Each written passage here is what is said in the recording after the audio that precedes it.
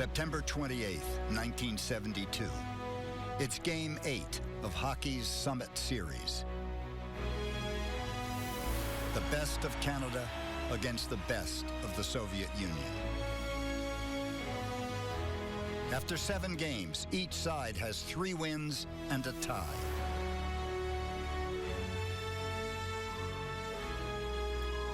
In Canada, the entire country is virtually shut down.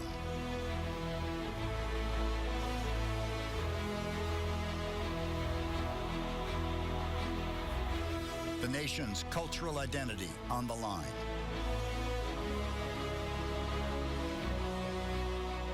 As the Soviets pull ahead after 2 periods, 5-3, frustration mounts.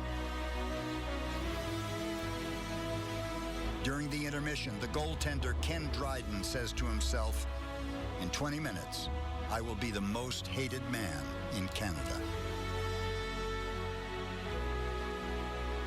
It was the ultimate test of the 2 hockey superpowers. Those guys were playing with passion. Everybody knew that it's a war. Now they're pointing at each other back of the net. He is totally incensed at this call. 2 hostile economic and political systems, capitalism versus communism. We're not going to lose. No way we're going to lose. This was for the prestige of the country. We are the world champions. I was like a man possessed. This is really the hardest fought game I think I've seen in years. On that ice, it's just sheer war. These 2 teams are going at it. They're not The sparing. Cold War, the us against them attitude was exactly what this turned out to be.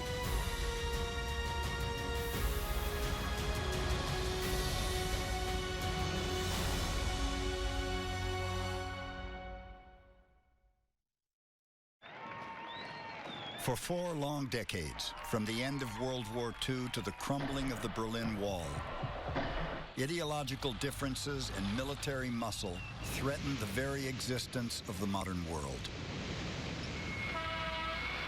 At this moment, the missile force of the United States begins to get ready to hurl its thermonuclear warheads at targets halfway across the world.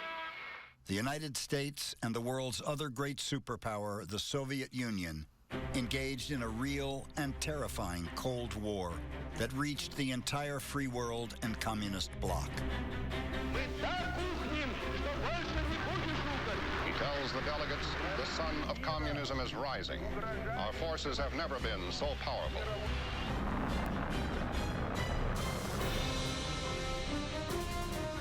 In time, even technological achievements like sending the first man into space took on dramatic overtones.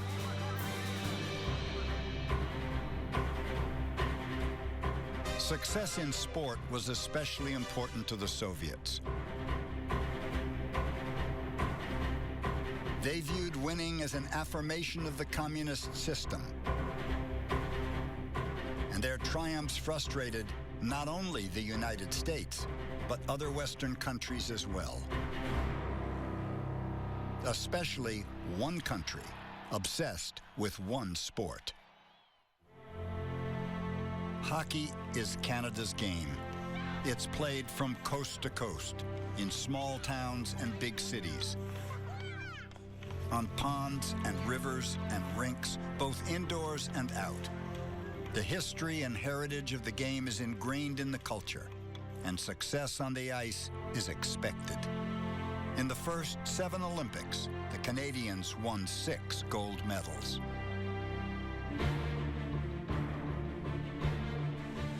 But starting in 1956, the Soviet Union began to dominate the game on the world stage.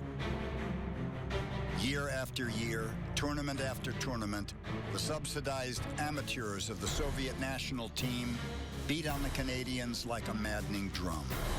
And by 1972, after winning their 3rd consecutive Olympic gold medal, the Soviets were eager to prove just how good they really were. The first glimmer of a possibility of a Canada-Soviet hockey series really came in a strange way. There was a little clue embedded in a column by a sports columnist in Pravda. the official organ of the Soviet Union and the Communist Party. And one of the young officers at the Canadian Embassy in Moscow had the job of reading the Russian papers, and he came across this suggestion that perhaps the Soviet national hockey team needed a new challenge. They had won 10 World Championships in a row. There was no longer any challenge for them in Europe, and perhaps it was time that they faced the famous professionals of the National Hockey League. This Canadian diplomat realized that there'd never be something like this in the paper in Moscow unless there was an official sanction for it. So he went to see the columnist in question. So they had some vodka and they talked about it, and that was where the idea was born, to have a series of Canada's best versus the Soviet best. And to demonstrate what Canada's best was like, he actually showed footage of the 1971 Stanley Cup Finals. And oddly enough, that turned out to be hugely popular in the Soviet Union. Millions of people saw it, the army distributed it. It just sort of snowballed. With government on both sides willing to facilitate a series, then it was just a matter of the NHL to let its players be available for a series of so-called friendly matches. That's how they were referred to, exhibition games. You know, nothing at stake, no trophy, no championship, except that everybody knew that it was going to be the ultimate test of the two hockey superpowers. Canadians shared the American view to a great extent, that the Soviet Union was the enemy.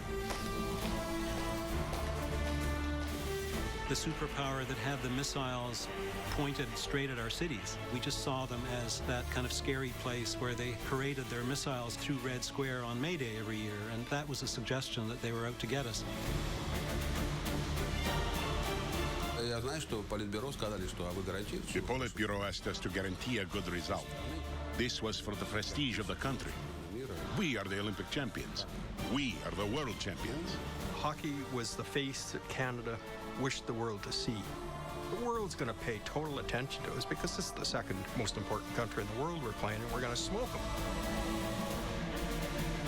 So there really was our equivalent of the moon landing. These were not only hockey matches, but also a meeting of two opposite systems. And of course, it was apparent that everything had to be settled. This series was going to be a capitalism versus communism. It really was the free world trying to prove that its way of doing things, as expressed in how it played hockey, was superior to the Marxist system of command and control. And the Soviet people and government were just as interested in proving the opposite, that their system was in fact superior, as proven by the prowess of their hockey team. So they were both entering on quite an unknown adventure that took on this enormous symbolic significance that was far beyond an athletic contest.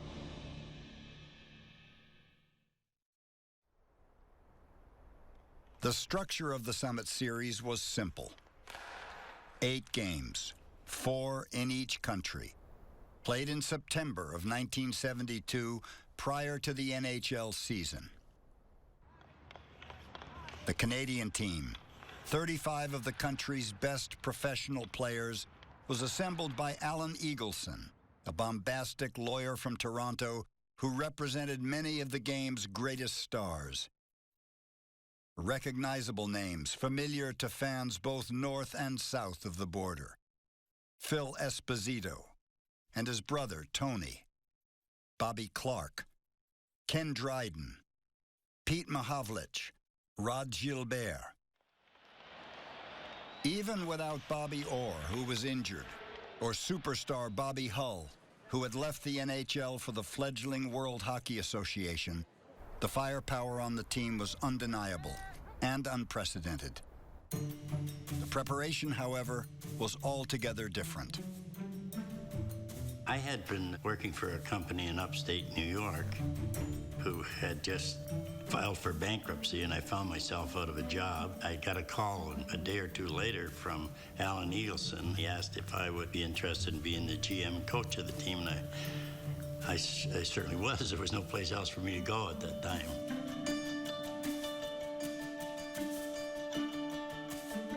I was in Flin Flon in the summer, and Al Eagleson called me and asked if I'd like to join Team Canada. And I said, yes, I sure would, and tell me where to be and what time to get there. It was certainly an honor to wear the Canadian jersey, but it was also supposed to be a bit of a vacation almost. In those days, we didn't do anything. I mean, the season would be finished probably the first part of May or April, and we didn't put on the skates up until September.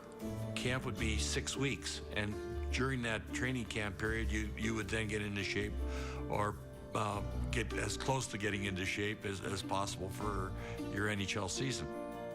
So for us, with the series starting September the 2nd, we didn't have very much time to prepare. I really thought it was going to be like an all-star game, and we were going to have some laughs and fun. The training camp was a joke.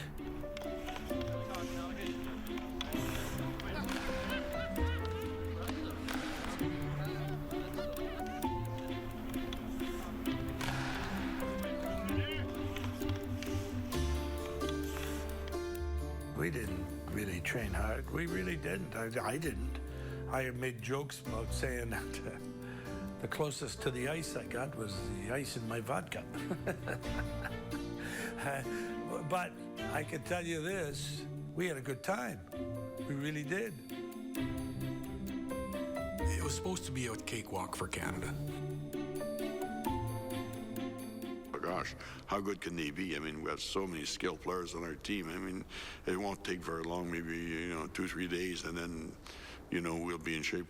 And we're going to make a beautiful team, and we're going to just roll past them and beat them badly. I really felt that we would overwhelm them. The Canadian attitude was bordering on smugness and certainly arrogance before the series began. You're operating here in the arena of national myth. We had invented hockey, and we had the best players in the world. We had no equal. Everyone thought it was high time that we put those Ruskies in their place, because they were going around calling themselves world champions. In the summer of 1972, when they told us that an agreement was reached to play the series, I personally didn't feel all that much hype. Okay, they've agreed. Okay, we'll play. We were already with our clubs preparing for the Soviet Championship. It wasn't like, oh my, we have to go in the early fall and play the professionals. No, it was the normal process of preparation. We were assembled 2 weeks before the start of the series, in mid-August, for a centralized type of camp, and started to prepare together.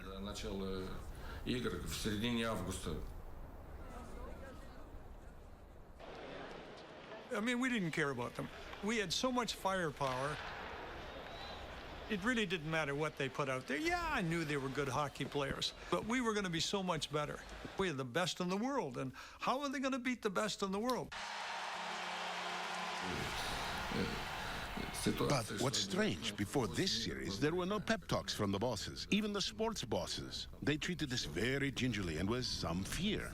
Maybe they were afraid we were really going to lose all 8 games, like the Canadians said we would, and all would be blowouts. The predictions in the media were quite outlandish. Many so-called hockey experts were predicting a clean sweep.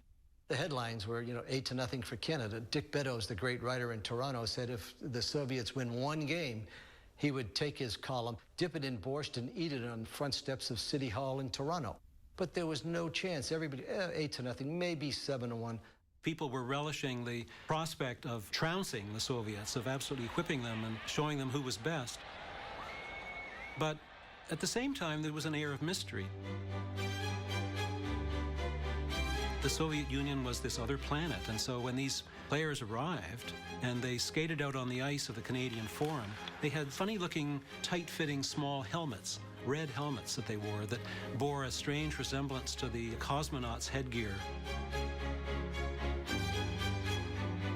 There was a real sense of mystery about who they were, and it was going to be a great entertainment.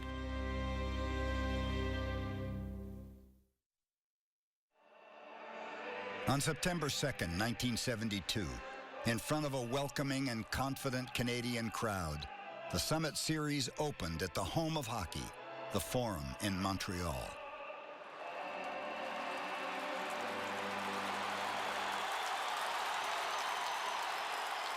Boy, this is going to be fun.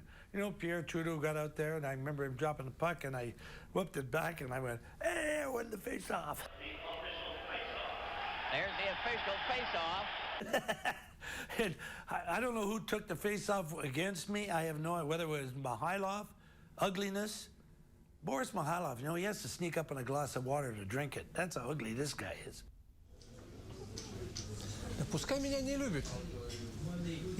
I could care less about that. They didn't have to like me. I was doing my job. I didn't care.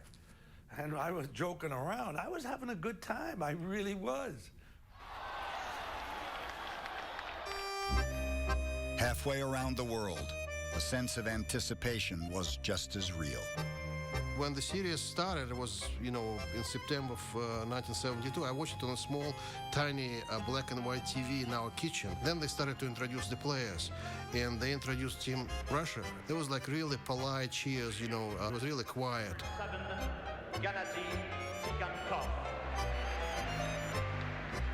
And then they started to introduce Team Canada.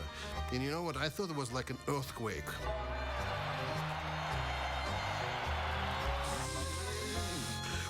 And then they started to name these players, Phil Esposito, and then just, it was really crazy. It's like watching a cartoon or something. They greeted these players as if they were like, I don't know, superheroes or something. And all of them were chewing gum, which was totally taboo by Russian standards. That's like drinking booze in the subway or something. You don't chew gum in public. And here you see these guys, which are totally open and chew their gum, smile, and think that they're kings of the world. For the start, and the face-off, and the game is underway with Petrov having cleared it into the Canadian zone. There's the pass from Lino. Big stop. Here's a shot right in front of it. It's scored!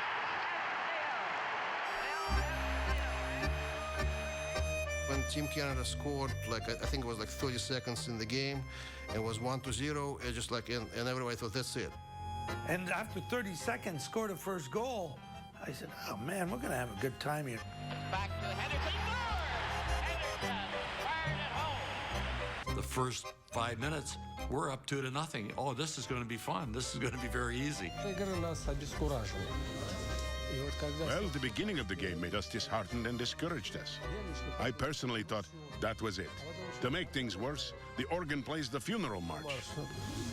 I'm thinking to myself, maybe we should just take it easy. We don't want to embarrass anybody here, you know? Let's just put on a good show. Let's put on a good show. Boy. We thought it's over, you know, just like it's nothing. And then the miracle happened. Vladiev trying to clear to the corner. It's set it right in front. It's score! Back to Mihailov, right in the clear. Oh, right in. It's score! 1 goal, 2 goals, beautiful. And then, of course, you know, the whole house was like yelling, yes, yes, yes, yes. We did start playing our game, and we were successful. The Canadians couldn't keep up with us. Karlamov goes down over the line, cutting in around Ori. A shot, he scores! Karlamov went right around the Canadian defense, Ori. Karlamov, he scored this beautiful goal, which made the Team Canada NHL defensemen looked like they were a bunch of old-timers, you know, playing hockey, because he was doing with them whatever he wanted to. Karlamov, a very tricky player, gets he scores! Karlamov let a bullet drive go, and a deep drive to the top left-hand corner. Valery Karlamov scored 2 goals back-to-back in that game that were both individual rushes. I mean, they were worthy of, you know, the Montreal Canadiens at their best, you know, a Maurice Richard or a Jean Beliveau. So it quickly became clear that the stereotype of this rigid, robotic style of play was quite wrong. All of a sudden, you know, I'm watching this. I had never seen so many good players on one team. Valery Harlamov, who was number 17, could skate faster than anybody on the ice. He had greater balance than anybody on the ice. He had a great shot, and it was impossible for the Canadians to keep up with him. And Boris Mikhailov was the same way. He's a craggy, crusty-faced old Soviet player. Yakishev, he was as pure a hockey player as you could ever imagine. He had everything, every skill you'd ever want to see in a great hockey player. Shadron, a roller right in front. They score! Yakershev cutting right in front. It was a moving style of play. They never really stood still. Their players were moving all the time. It was kind of confusing for us. Lenov comes right back for the Soviet. Passes to Mihailov, coming in on goal. Oh, he scores! We looked at each other like, what is going on out there? We were not prepared for this, and they just kept coming. By the middle of the first period, everything was in its proper place. We were outplaying them and showing them the kind of hockey they had never seen in their lives. I am 100% sure of that. And their transition game was unnerving. I mean, we would go down, and before we knew it, they were going the other way twice as fast. They're closing in. Seaman gets right in, he scores! We had exhausted ourselves to the level physically that we couldn't even understand the different game that they were presenting us. Team Canada right now, they've given it their best, and they aren't good enough tonight to beat the Soviets. As simple as that. The trouble was they underestimated their opponent. Let's say, if I can make a comparison here, the Miracle of Ice. That was the opposite situation when Team Russia actually underestimated this bunch of students from the United States. So it was almost the same situation, but reverse. It was demoralized us, and we were embarrassed. They got humiliated in the first game. They lost to these guys. No one doesn't even know their names. All those guys, you know. It was unbelievable, unthinkable. And the USSR have defeated Canada by a score of 7-3. We won 7-3, but could have scored at least 5 more goals. No doubt. No doubt. In the end, they didn't even shake hands with the Russians. It's like, you know, in Russia, it's a tradition. When you're done with the game, the players shaking their hands and then go to their locker rooms. But at this, Canada just left. Just animals. The laws, they don't even have enough dignity and, you know, just like to say thank you, you know, for the beautiful game.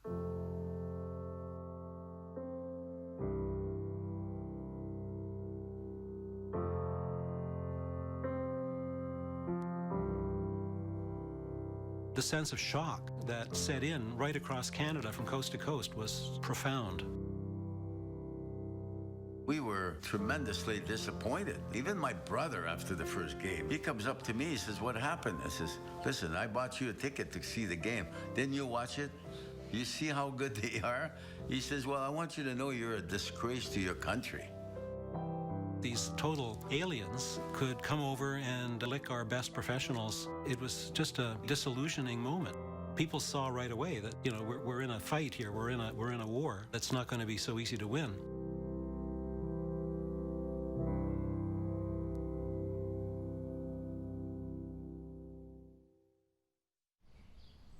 The morning after the huge Soviet victory and huge or even Canadian defeat, I was on the turbo train going between Montreal and Toronto, and I was sitting next to Alan Eagleson, the Players Association head who had put this game together.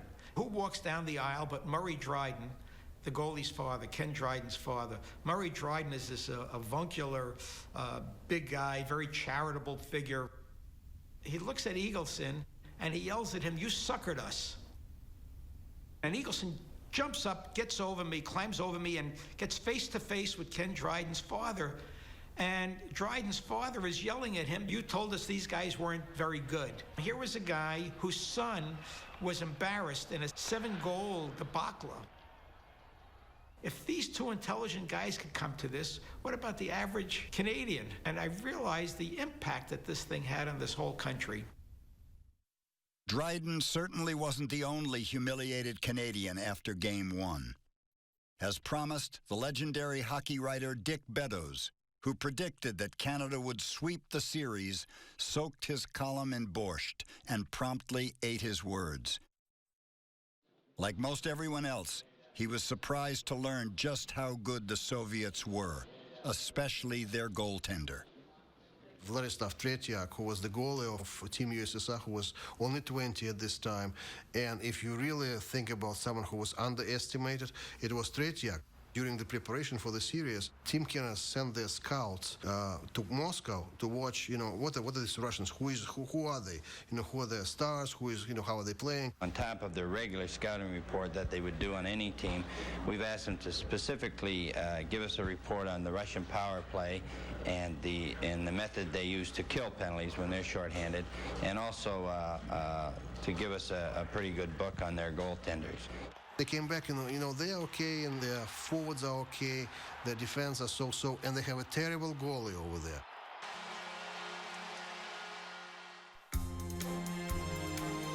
But they didn't know one thing, that the game was played the day after Tretya got married. Oh, I didn't even really want to play because of my wedding. So I had my head elsewhere, of course. Yes, they came to watch us, and I allowed 8 or 9 goals. They thought, we'll score as many as we want on him. That was the opinion they took home. He was playing with a severe hangover. At least that was the excuse given by the Russians. Some Canadians began to wonder if maybe it hadn't been a deliberate attempt to sucker the scout into thinking that the goaltending was no good. But Tretiak certainly was far, far better than anyone had expected. Also a very handsome young man whom a lot of Canadian females became very enamored of. Here's a shot, and Tretiak covered the angle beautifully. Team Canada's lopsided loss in the first game clearly showed that its talented players were woefully out of game shape. And perhaps even worse, prisoners to an outdated system of organized hockey they had spent their whole lives perfecting. Strange as it may sound, Canadians had never thought about their game. They just played it. And so that it was a game that was basically invented every time the puck dropped. Go after your opponent. Play physical, play hard, try and get the puck, try and score goals. They didn't ever consider that there might be entirely other ways of playing the game. And then you come up against 5-man units? No one had ever heard of anything like that. Rotating players where you have the forwards going back, taking the place along the blue line and looping around, cycling in corners. Never even heard of it, never imagined it. In Russian hockey or European hockey, it's about being fast and smart. And it's about team play. It's about when people are trained together for a long, long time, they can play with each other with the blindfolded because they know where their partner is, they feel them. And one of the things that Soviet hockey contributed to the game of hockey was the methodology, training methodology, the selection of players. At the very early age, you go to auditions, you take your skates, you take your stick, and the best coaches are looking at you, looking at how well you're coordinated, your strength and flexibility, and at the very early age you're being filtered by the coaches. And they select you, and then they kind of mentor you for many years. The Soviet hockey system was almost created from scratch. They didn't play hockey until after the Second World War. The great architect of Soviet hockey was a man named Anatoly Tarasov, who was kind of a hockey intellectual. He watched film of NHL games, and he thought about, well, how could you design a better hockey player? You had to have super conditioning, strength training.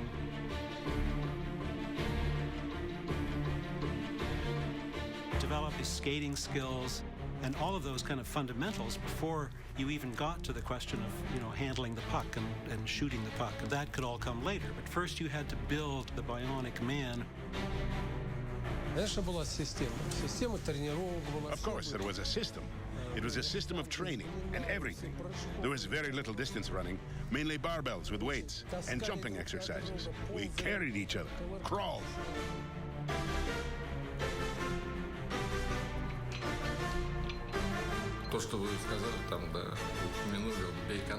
With Tarasov, those things were done willingly by the guys, and they actually liked to do them. Like the exercise called Kill a Canadian. You needed to hit the boards at full speed, go down on one knee, get up, and hit the boards again. Yes, kill a Canadian. That's what they called it. Oh, jokingly, of course. The kind of training I had to endure, nobody else could. Even skaters were feeling sorry for me. You won't die a natural death, they said, because of the kind of workload I had to go through. You didn't just play hockey all the time. You used other sports to develop eye-hand coordination and agility and speed. He equipped them with these rubber belts that weighed 25 pounds. He had them living in barracks-style environment. And he was able to control their lives so that they just lived and ate and breathed hockey.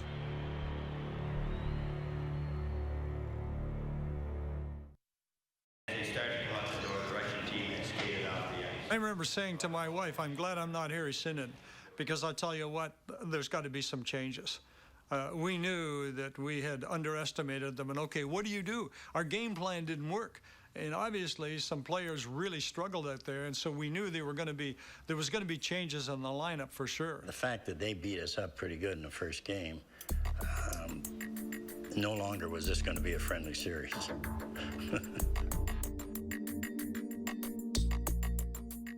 Harry told me, he said, Phil, I'm going to put you with JP, Parisi, and Wayne Cashman.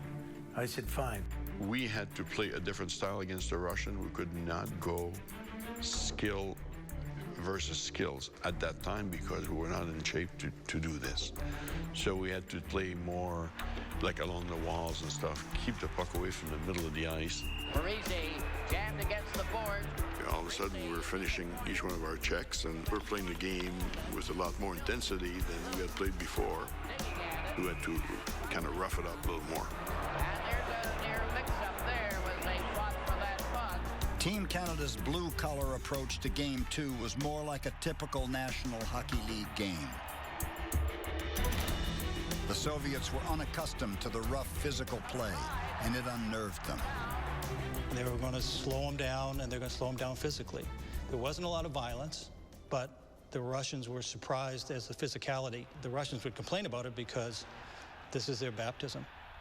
Their frustration had built up enough so that their captain, Karlamov, came over to protest the best he could with the language barrier. He ended up, bumping me, and there's only one item that occurs then, and that's a misconduct. Karlamov ran into the referee, and he'll likely get a misconduct.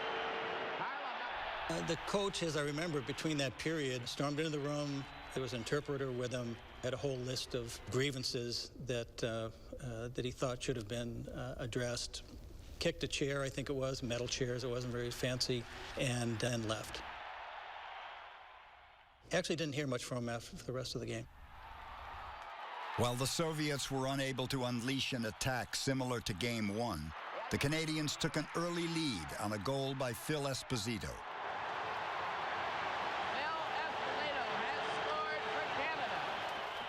The pressure on my brother was far greater than the pressure on me. Boy, and you couldn't talk to him before the games.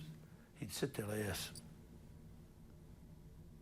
And you go to talk to him, you go, get away from me. I don't communicate. I prepare myself. It's not a fun preparation where guys are joking around, and I wasn't the most fun guy to be around, Slightly. That's how it was.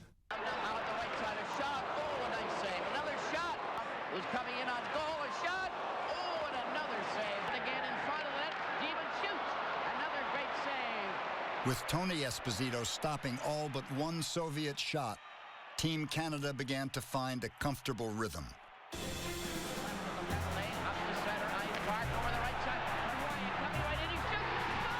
And then iced the game midway through the third period on a spectacular individual effort by Peter Mahavlich.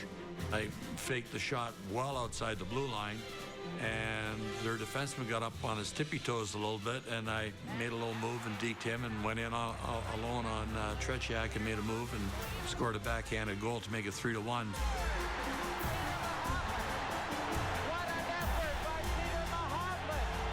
It was a real momentum changer for us then, and Vladislav Tretiak, who I've seen over the last few years, has said he still doesn't understand how I scored that goal.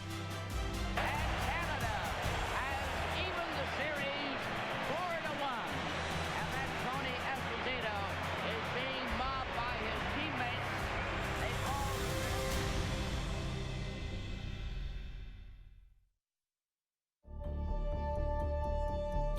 by Game 3, it was still an open question which Team Canada was going to show up that night, because the Team Canada from Game 1 had been soundly defeated. Team Canada in Game 2 had been much more aggressive, attacking with a lot more energy and drive. It was a kind of a 50-50 proposition at that point. In Winnipeg for Game 3, Team Canada's energetic play continued. The Canadians jumped out to a 3-1 lead midway through the second period. Esposito got a pass from the corner and fired it home to give Canada a 3-1 lead. We started off well, and then as the game went on, it just seemed like we ran out of gas for some reason. That happens. Some nights you just don't have that, you know? Bumping there on the side, Lebedev, 23. Here's a shot, and he scored! The Soviets had this ability, which they showed in Game 3, to score in bunches. Goal! He shoots, he scores! Harlamov. They could explode very quickly for 2 or 3 goals in rapid succession. Into the corner, it's passed in front, rolls loose. Here's another pass right in front. He shot to score! And they tied it up, Bodnov. They tied it up. That really demoralized the Canadians. After the disappointing tie in the third game, the Canadians still found reason to be encouraged. Since the humbling loss in Game 1, Team Canada's play had steadily improved. So as the series moved to Vancouver for the final game in Canada, Coach Harry Sinden thought he saw a solution to an uncomfortable situation. When we invited these 35 players to join the team, we promised that they would get into at least one game each. You've got 35 guys and only 17 can play. Well, you got 18 guys that are ticked off at all times because they want to be on the ice. And we won the game in Toronto and tied the one in Winnipeg, and I felt that maybe I could fulfill this promise a little bit and inject some of the younger players into the lineup. The coaching staff made some changes, put some other people in the lineup, and things did not go well right from the get-go. Up the center to Petrov. Over the line, he stops.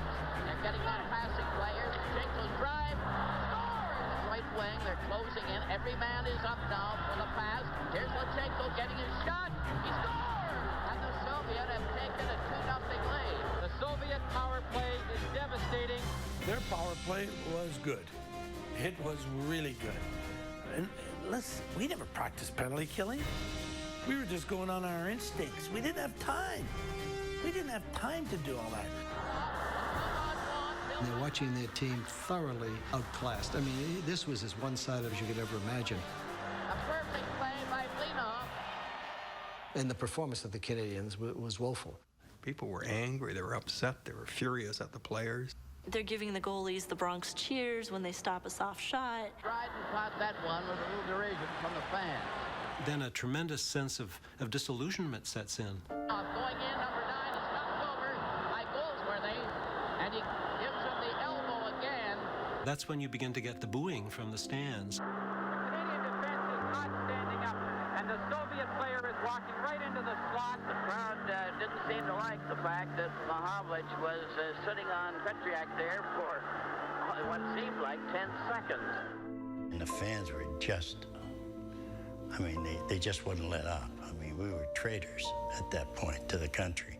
There was one game that I didn't get to play in, and sitting up in the stands, I just couldn't believe some of the things that were yelled out at the players. It was a very unsportsmanlike manifestation of this fear coming true, you know, the worst nightmare coming true. Maybe we're not the best after all. Maybe the Soviets, you know, do have a superior brand of hockey, and we've been kidding ourselves all these years, and the feeling of being betrayed, or hoodwinked, or fooled made people angry. Well, it's one thing to have a crowd turn on you for the way your power play is not working or anything. It's entirely another thing to have this feeling that the country is ashamed of you. And I think that that's what the Vancouver crowd was expressing. And at that moment, I truly think this country was ashamed of its soldiers. Harlamov turning, getting a backhand right foot, he scores! Nikolov from Harlamov. Nikolov. We lost 5-3 there, and the booing was too much for me. And then they said that I was picked as star of the game from the Canadian side. And as I'm skating, they were screaming obscenities at me like you wouldn't believe. And saying the communists are better, why don't you admit it? This communism is better. What the I wanted to get my stick and throw it at them like a spear. The people didn't realize how good the Soviet team was. Then Johnny Esau started to ask me questions. How good is both teams are? With these guys yelling, I lost it. For the people that boo us, geez, all of us guys are really disheartened and we're disillusioned and we're disappointed in some of the people. We cannot believe the bad press we've got, the booing we've gotten in our own buildings. You know, the Americans have their great speeches from Gettysburg, and Kennedy's "Ask not what your country can do for you" speech, but our greatest speech was by a sweating hockey player in a rink in Vancouver. I'm really disappointed. I am completely disappointed. I cannot believe it. Some of our guys are really, really down in the dumps. We know, we're trying. What the hell? I mean, we're doing the best we can. Us guys, 35 guys that came out and played for Team Canada, we did it because we love our country and not for any other reason. No other reason. They can throw the money for the pension fund out the window. They can throw anything they want out the window. We came because we love Canada. I wasn't there for the players. I wasn't there for the league. I wasn't there for that. I was there for the country. Phil, I'm sure that the people can see from the sweat just pouring off your face that you and all your players have given 100%, and we look forward to some great games from you and the rest of your gang when you get over to Moscow, and we can wish you the very best of luck. John, keep working hard. We're going to get better. I know. Attaboy. Thank you very much, Phil. I don't think everybody likes to hear it, but at this point, we started to play for ourselves and our team and not Canada. And we left Canada after that game feeling that way.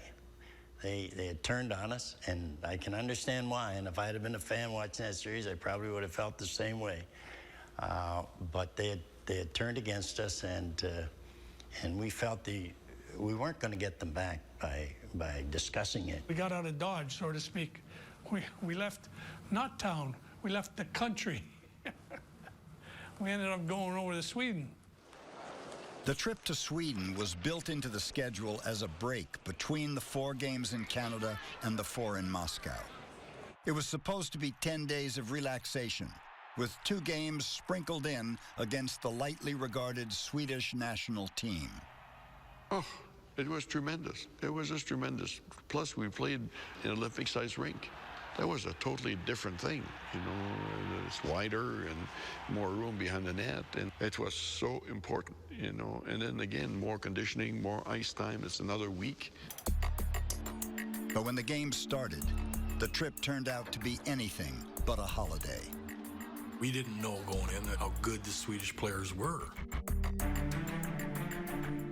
But they were just as good as the Russians. Thank heavens they were, because we didn't need weak opposition. We needed tough opposition, and we got that. That's what our team needed. And it was physical, it was dirty, it was the way we were going to have to play in Russia.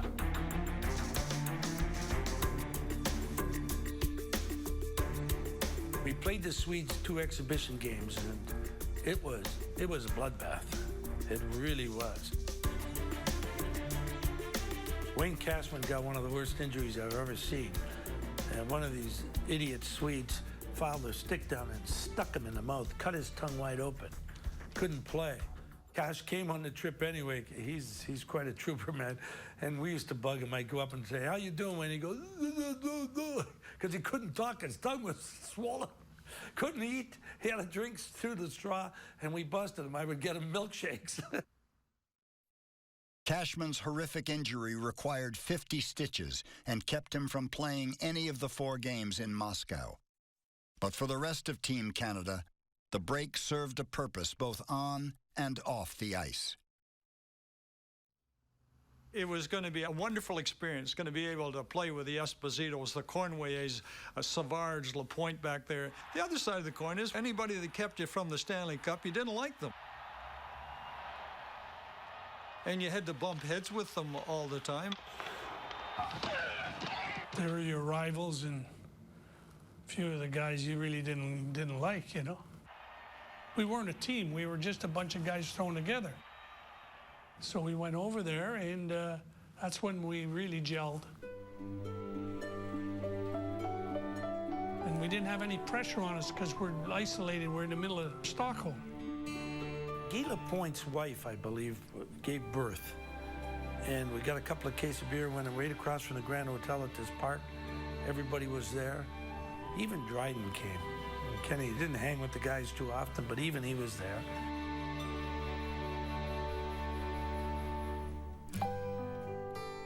And all of a sudden, we're getting a lot closer than we were the first couple of games.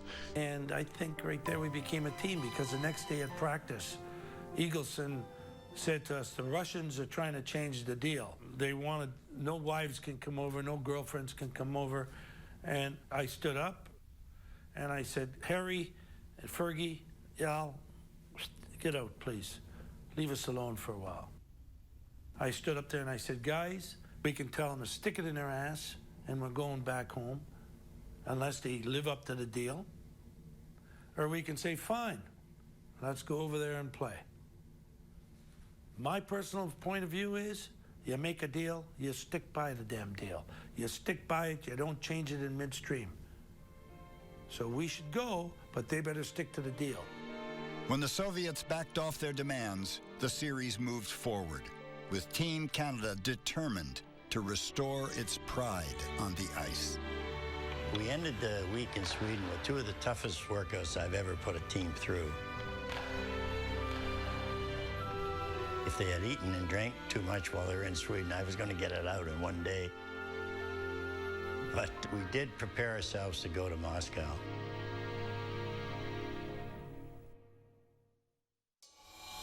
Well, we went to Moscow, and back then you were behind the Iron Curtain. There were guys on the tarmac with machine guns back then. People are walking around, nobody smiles. So it was depressing. We felt that we were being watched all the time. You know, we couldn't go anywhere without having KGB watching us. The general public were really, really nice people, but they were under severe surveillance or whatever. I was on the bus, and we had taken a bunch of gum and candy bars and a whole bunch of stuff with us to give to those little kids. So I'm outside in the bus, and some of this little kid, you know, they say, goom, goom, goom.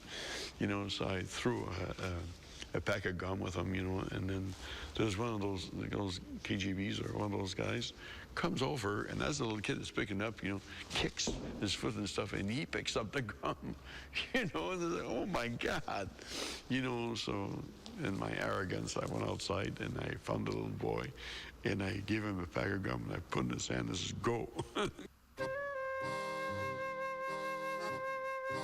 People didn't have blue jeans. They had these gray burlap type pants. They loved blue jeans. They wanted to buy your blue jeans all the time.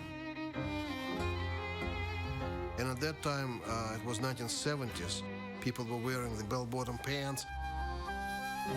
We didn't have those. We couldn't find it. We couldn't buy it because very few people traveled abroad. But now, when I looked at the pictures of the Team Canada in Moscow, I got a smile on my face because it reminds me of these days. A lot of people have seen in the Canadian-Soviet hockey series something much deeper than a game of shinny. To them, the whole thing has been a clash of cultures. What, for example, would the highly disciplined citizen of the Soviet Union make of Phil Esposito, who by any measurement is very much his own man? And all of a sudden, there's like, you know, aliens in town. This is Game 5 of the Canada-Soviet series from Moscow. The fans that were at the games in Moscow, those were all Russian elite. All the tickets were sold to people that are very connected, very influential, movie stars, singers, top-notch doctors, professors in college. Those were not street folks. You couldn't buy the tickets to, you know, to see the game. Like the regular folks had to watch it over TV. Unlike in Canada, all 4 games in the Soviet Union were played in Moscow at the Luzhniki Ice Palace, where Game 5 got off to a somewhat comical start. They'll each present each member of both teams with a small bouquet of flowers. Little girls came out and handed us flowers. and a pedal or something must have fallen. Седьмой номер. Phil Esposito. And number 7, Phil Esposito.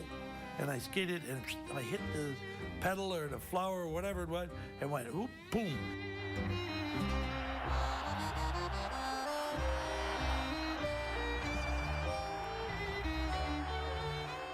Landed right on my keister with my legs like this. This is funny.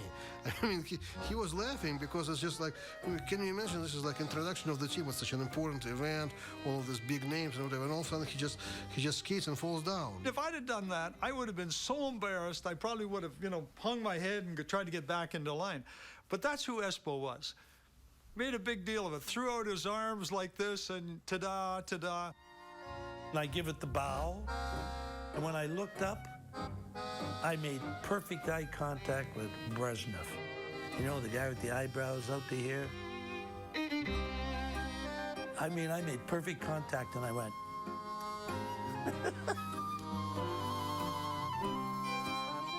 And the guy next to him started to laugh. And Brezhnev going, the guy stopped. And I never forgot that. Well, let's hope that's not the story of our trip to Moscow.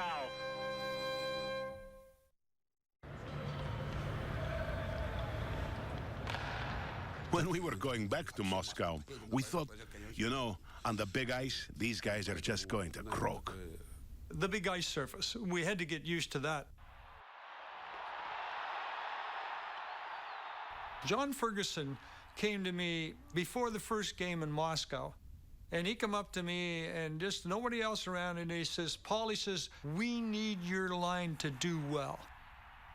Clark Ellis and I really believe we were the best line. The right combination of three guys. Ellis was a diligent, positional player, and I was just a guy in the middle who chased the puck around. And the pass to Clark, right, Clark! And Henderson was speed. Lots of speed if there was any open ice. And so with the bigger ice surface, I was really anticipative of that. This is going to be good for my game. When I get open, they're going to be able to get me the puck, and with my speed, hopefully I'm going to be able to burn them a little bit. Recovered by Canada. Clark makes a long pass to Henderson. He doesn't clear. Right in the goal. Paul Henderson's third goal of the series, midway through the second period, followed goals by J.P. Parisi and Bobby Clark to give Team Canada a 3-0 lead in Game 5. But the Soviets stormed back, scoring 4 goals in a 5-minute span midway through the third period to win the game, 5-4. Game is over. And the Soviets made a tremendous comeback in that last period. With the loss, there was no longer any margin of error for the Canadians. To win the series, they would have to take the remaining 3 games in Moscow. And it didn't help that they were completely paranoid of the entire Soviet experience. Strange things were happening, for sure. They were pretty spooked about being in the land of the enemy. It was Cold War time, and Frank Mahovlich had a legitimate concern about going to Russia.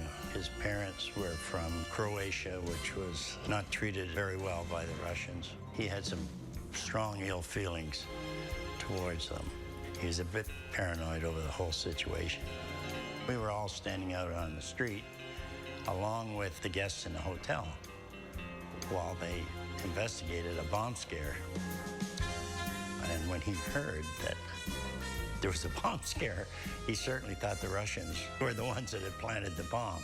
And he said, I told you so. I told you so. We got to be concerned about this team. Well, I remember going to the rink and having scheduled a 1-hour workout and being on the ice like for about 30 minutes, 35 minutes. And I remember them turning the lights off. That's it. You're done. Sometimes telephones would ring in the middle of the night in the players' hotel rooms. And they would pick up the phone and there'd be nobody there.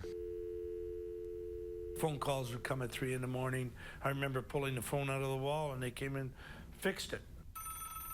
If I pull it out of the wall, it means I don't want to be disturbed.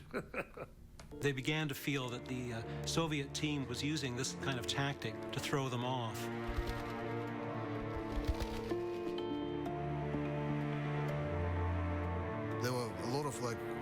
James Bond-like stories, they didn't want to live in the hotel because they were afraid that the rooms are bugged.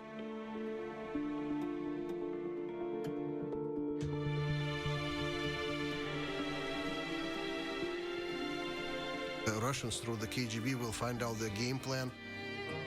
We found microphones. We did. We found microphones behind the mirrors and the beds. There isn't a guy in our team that'll tell you that they didn't have the microphones. One of the players looked under one of the carpets and found what he said was a microphone. And he unscrewed some of these bugs from the floor. And it was attached to a chandelier in the room down below. And down went the chandelier. We had taken our own food and had it shipped in from Finland. We brought over 350 cases of beer, 350 cases of soda, 350 cases of milk, and 350 steaks. When we got there, everything was in half. And the only thing we were really angry about is they stole our beer. We had to drink vodka, homemade vodka. You ever taste homemade vodka? Go in your garage, get turpentine, and drink it. Holy cripe, is it bad. Oh. Soviets moving into a commanding lead in this series, having won 3, tied 1, and lost 1. This 6th game is a must for Canada if they're to win or tie the 8-game series. If we don't win the last 3 games, we're going to be known as losers for the rest of our lives. The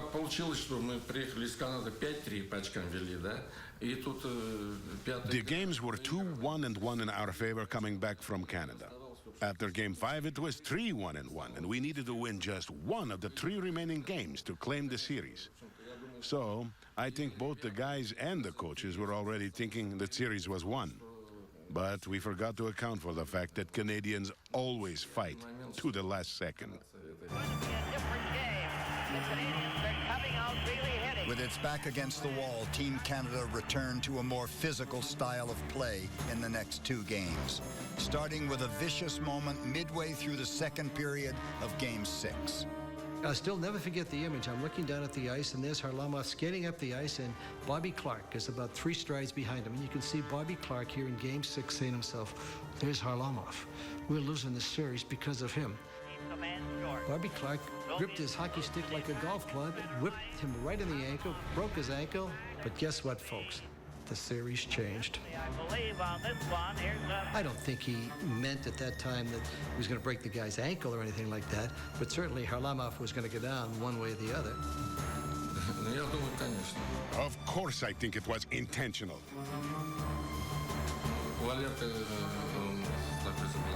Valeri was the brightest spot on our team, and I think the Canadian coaches instructed to get him off the ice by any means.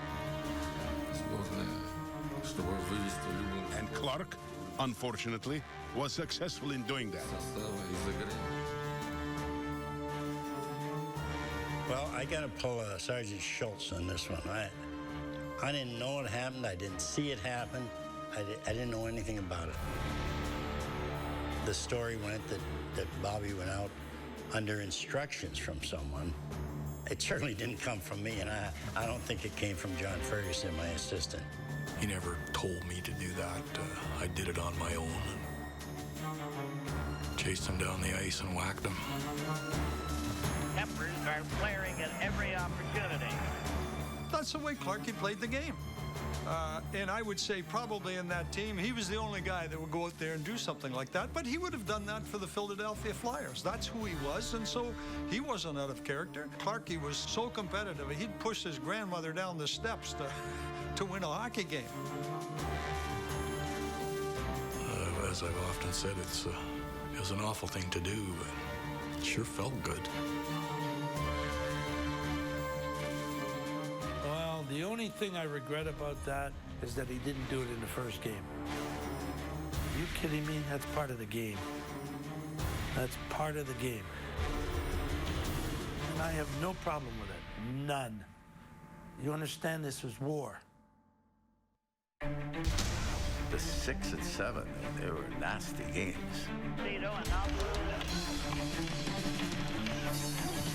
When Canadians are losing, they start gooning it up. They're commies now. They're not only Russians, now they're commies.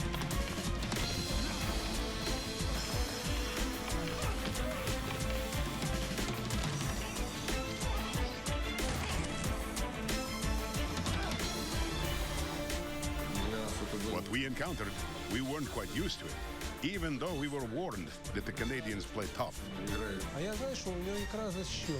I would hit them in the ribs. What did they expect? That was my way to pay them back.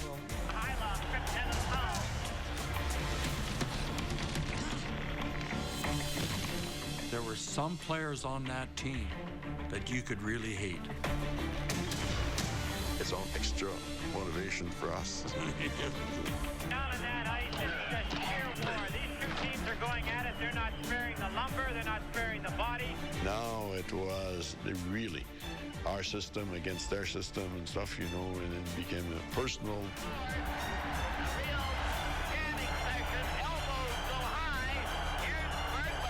He felt that Mikhailov had given him a dirty check, and so he began punching Mikhailov, who then began kicking at him with his skate and ended up drawing blood from Bergman's leg. That was an amazing moment. Players on both sides just lost it. I was pushed and I pushed back. So what? Phil says that I was the most unbearable player. So what? I can't stand him either. When something happens and it's not what the Canadians want, they're unhappy with everything. It's their way. And they constantly grumble. You look at the Phil Esposito, who was showing all of this. He was so animated. He was showing all of these gestures. He was so articulated. His face was like a gummy bear. No weapons involved, no shooting at each other, but everybody knew that it's a war. They were challenging us as a people and certainly as a hockey empire. The Cold War, the us against them attitude was exactly what this turned out to be. I would have killed those son of a bitches to win. It scares me every time I think about it. Out of this furious battle came two tremendously exciting, incredibly hard-fought games that each ended with Canada winning by a single goal. Both scored by the unheralded Paul Henderson.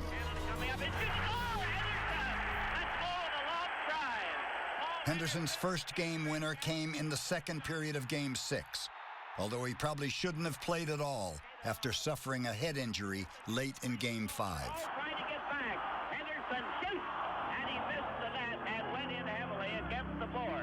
I was knocked out. I was knocked out. If I hadn't had a helmet on, it probably would have been dead. Now up on his feet, Dr. Jim Murray. Jim Murray, who is the doctor in the team, they examined me, and obviously I had a pounding headache. And he said, Paul, you got a slight concussion. You cannot play. I actually started to cry. I said, Harry, don't do this to me. I said, I want to play. I said, I will be careful. I said, I will be careful. I'll take care of myself, but please, please don't take me out of the lineup. And Harry said, well, if you want to play, I'm not going to stop you. Henderson's second game winner came near the end of Game 7. A remarkable effort that gave Team Canada a series-saving 4-3 win. And I think I scored the greatest goal of my life. Went through the whole team and scored with about 2.5 minutes left in the game.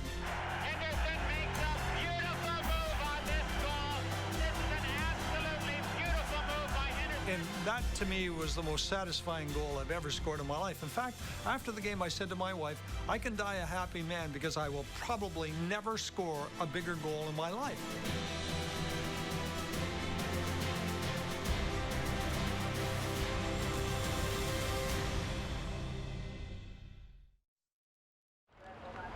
On the eve of the final game in Moscow, Team Canada might have been far from home, but it certainly wasn't alone. Nearly 3,000 Canadian fans had come to the Soviet Union to follow their team. Ticket prices for a package to go costs in the mid $600 range for a plane ticket, I've had this for 5,000 miles. hotel, and for the game tickets, which, you know, by today's standards is a huge bargain. And those packages sold immediately. There was just no question when those packages were sold that Canada was going to win. And being a hockey puck, I wanted to be there. So I applied and got a little late, so I only got one seat, but I was lucky and it was terrific.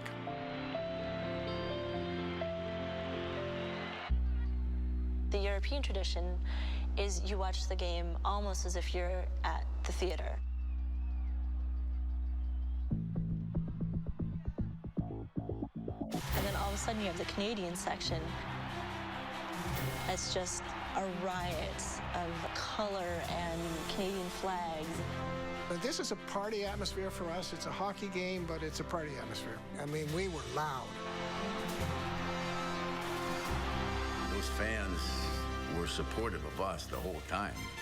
Everybody that came there, like 3,000 people, wow, they never give up.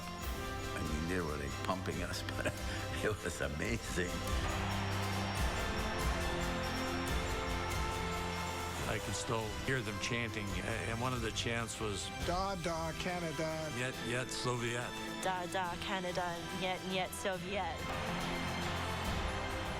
You know, you got these 3,000 crazy Canadians and 10, 12,000 Russian people just sitting there wondering what the heck is going on.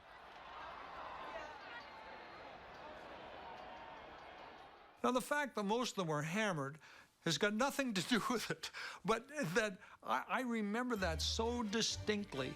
They were there, and they had this trumpeter that used to go to the Montreal games, and he would blow this trumpet. Well, he came over there, and the Russians tried to take this from him. The Soviet police were trying to track down who had the trumpet, and they would just pass it from person to person to person. Well, these Canadians were going nuts, you know, yeah. I mean, the poor guys in the Army didn't know whether to shoot them or what to do. And to that end, two gorgeous French-Canadian girls went up and they spun the medals around. The fellow sitting there, if you can imagine, with his bayonet, and he didn't know what to do. He just stood there. And then as we passed, you could see he had a great big smile on his face. Perhaps even more important to Team Canada was the love and support it was now getting from back home. We started getting telegrams from across Canada, different towns, you know, 400 or 500 names on a telegram wishing us luck. And the whole dressing rooms were filled with thousands upon thousands of names. I believe they had something like 154,000 telegrams. And Canada pulled together. The country of Canada basically came to a halt on the day of the game. People either stayed home from work or in their workplace, they were allowed to watch it. Business came to a halt. Telephones fell silent. It was an amazing moment. You'd have to say it was a unifying moment in the sense that Canadians everywhere across the country were all doing the same thing.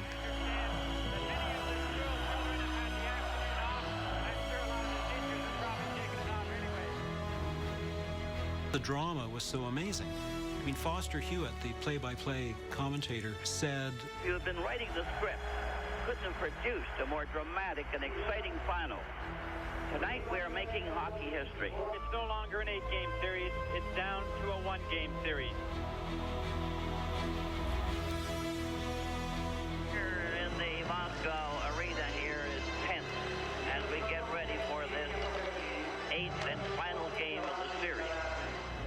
But even before the puck dropped on the deciding game, there was a dispute involving the referees. And Joe Campella of West Germany are the two referees, and they nearly caused a riot in the Kampala was of particular concern to Team Canada. In Game 6, he had called a lopsided amount of penalties on the Canadians. And when Game 8 started, the questionable calls returned early and often. There'll be a penalty, and Peter Mahovlich breaks himself on him, and there's going to be a penalty there, and Canada will play 2 men short. It was incredible. You know, in the first 4 or 5 minutes of the game, all of a sudden we're from bing, and then we get another one, bing. After the Soviet Union scored on a power play, another penalty was called on the normally mild-mannered J.P. Parisi. They wind up in our zone, and I hit them. He's knocked over by... Whoop. So now it puts us 5-on-3. And just one penalty after another in this game. But not only that, the guy comes to me and he says, 2 minutes interference. So I says, that's not interference. You've got 10.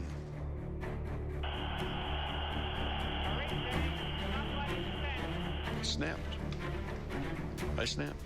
Parise tempted to swing his stick at the referee and is totally incensed. I'm kicked out of the game. A lot of people lost their temper over that, including myself. Harry Sinden threw a chair out on the ice. So it's a very severe penalty to Team Canada. Near down the right side to Ellis, right in front of the net for Phil Esposito. After the ugly incident, Team Canada settled down and picked up the pace. Canadians having a chance. Here's a shot. Right on. Quick check. They bang it in. Phil Esposito. They're closing in. Rattel to Park. Right in. He scores. Park from Rattel. But so did the Soviets. So here's another shot. He scores. Canada Towards the end of the second period, the Soviets scored twice to take a commanding 2-goal lead. After 27 days, 7 games, and 2 periods, Team Canada was 20 minutes away from the unthinkable.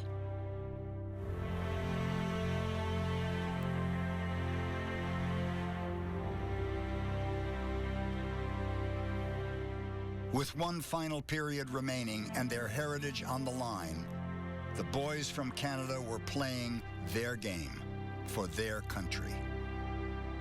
We're not going to lose. We are not going to lose this game. Nobody in this room better quit. I wasn't the only one saying it. Other guys were standing up saying the same thing. And I think that's one of the things that makes us uniquely Canadian. The Russians couldn't compete with the Canadians when it came to spirit and heart. We're not going to lose. No way we're going to lose. Let's go out there and kick the hell out of them, you know? I just trusted myself so much that I wasn't going to let them beat us. I was like a man possessed. And there was one point where Ken Dryden was completely out of the play. Esposito rushed into the net. Esposito slid in front of the net to cover that loose puck. And the Soviets just shook their heads. They said, this guy is unbelievable. He's everywhere.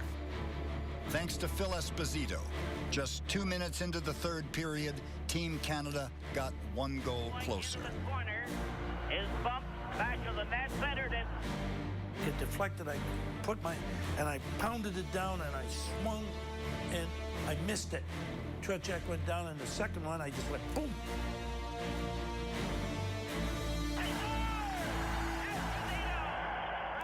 But Esposito wasn't done. With just 8 minutes remaining, he imposed his will yet again. Oh, right in front of the net. Esposito banged that. Here's another shot by Cornelier. He scores! Canada has tied it up. There was no disputing the obvious goal. But when the red light didn't go on, an enraged Alan Eagleson feared the Soviets were intent on changing history. He was starting to run down to the goal judge to see why he didn't turn the light on, and he was grabbed by the guards. The police were trying to throw Eagleson out. Now we see a fight break out. So I skated over and I hopped over the boards. Canadian team came over there to help out. I'm not sure, but I think I raise my stick at these guards that had machine guns, which wasn't very bright.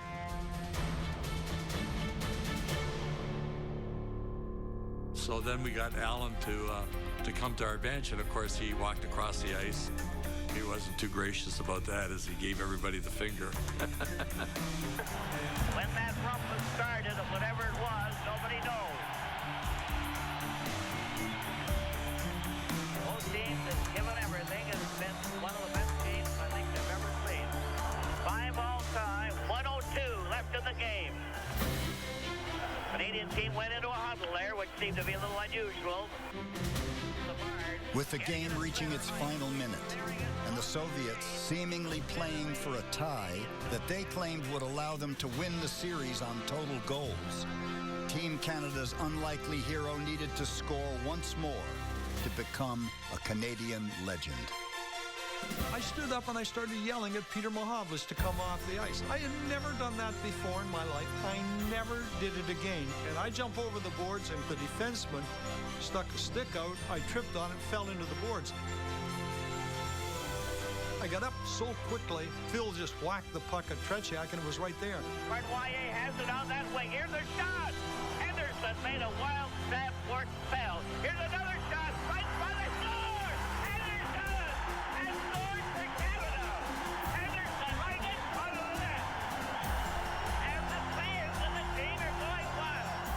Henderson right in front of the Soviet goal with 34 seconds left in the game.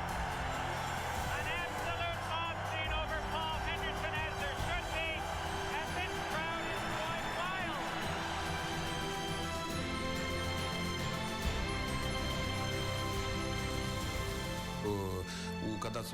Paul Henderson got that puck from God himself. This had to be a script written by someone above. We went nuts. Ecstatic, but there's also a real relief. It's the closest I've ever come to kissing a man. Really kissing a man. I loved that man that moment. I did.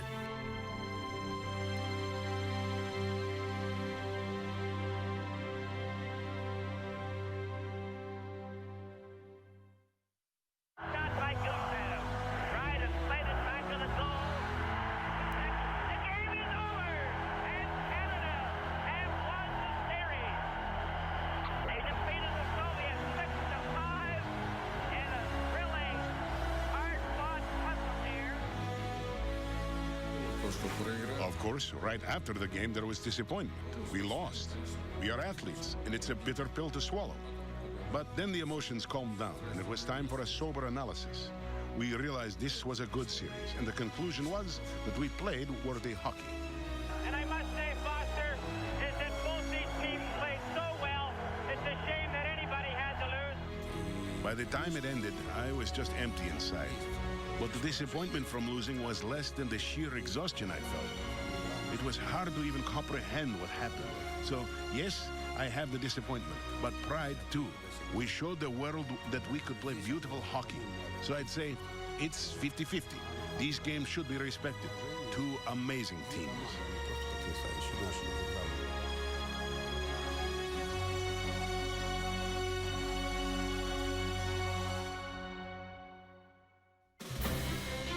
There is nothing better and more rewarding than representing your country.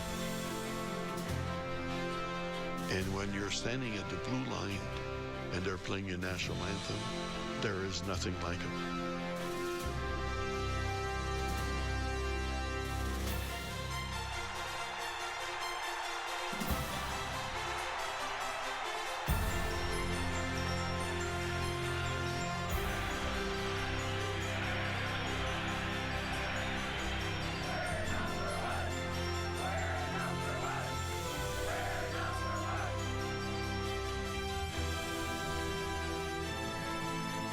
I think all of us have created a bond that I'm awfully proud of, and that I share this with all of Canada.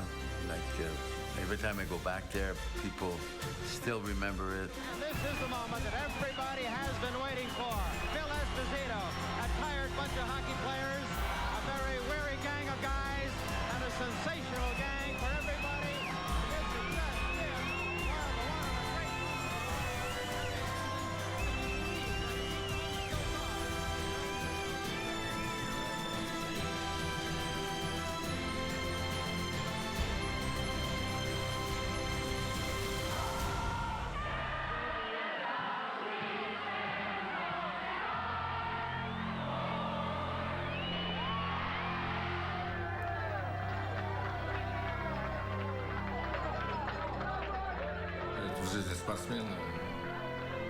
Well, with Henderson, it's probably just something that happens in the life of an athlete.